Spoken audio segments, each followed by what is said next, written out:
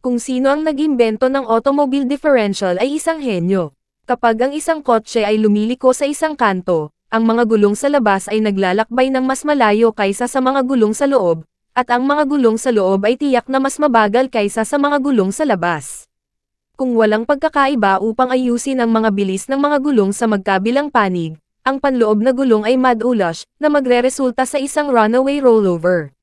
Kaya kung paano gumagana ang isang kaugalian, ito ay dalawang gulong na bawat isa ay maaaring umikot. Nagdaragdag ako ng banner sa bawat axle, at gamit ang dalawang banner, maaari nating paikutan ang kaliwa at kanang mga gulong ng hiwalay. Kaya ba nating paikutan ang dalawang gulong? Madali lang. Magdagdag lang ng crossbar sa gitna, at sa pamamagitan ng crossbar, maaari mong himukin ang magkabilang gulong upang umikot ng sabay. Ngunit kung paano ayusin ang crossbar na ito? Napakadali, direktang magdagdag ng isang connecting rod sa isang gilid ng ehe, at i-connecta ito sa banner, pagkatapos ay maaari naming ayusin ang crossbar. Ngunit sa ganitong paraan, ang mga gulong sa magkabilang panig ay umiikot sa parehong bilis, at nadudulas pa rin kapag lumiliko. Ano ang gagawin? Maaari naming i-connecta ang isang tindig sa gitna ng crossbar, at ang crossbar ay maaaring malayang iikot. Kapag umikot dahil ang gulong sa kanang bahagi ay umiikot ng mas mabilis, ang crossbar ay iikot upang ang parehong mga gulong ay panatilihin ang kanilang sariling bilis, ngunit may problema. Ang isang malaking pagkakaiba sa bilis ng gulong ay maaaring magdulot ng mga problema, kung paano ito ayusin.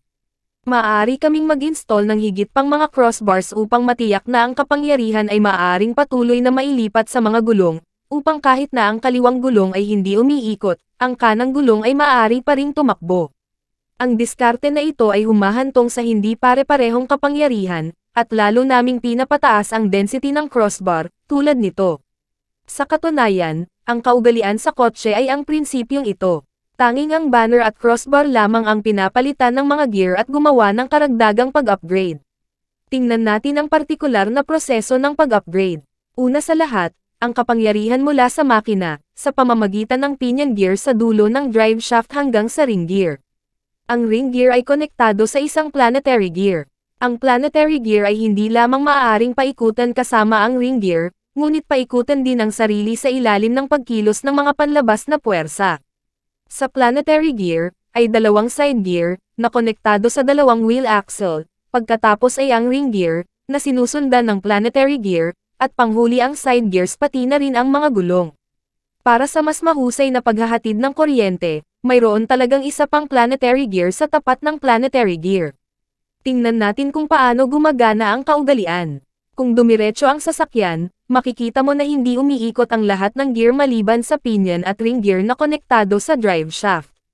Kung liliko pa kaliwa ang sasakyan, magsisimulang umikot ang lahat ng gear, halatang mas mabagal kaysa sa mga gear ng axle sa kanan. Ang parehong ay totoo kapag ang kotse ay lumiko sa kanan, ang lahat ng mga gears ay nagsimulang lumiko, kapansin-pansing mas mabilis kaysa sa kanang axle gear.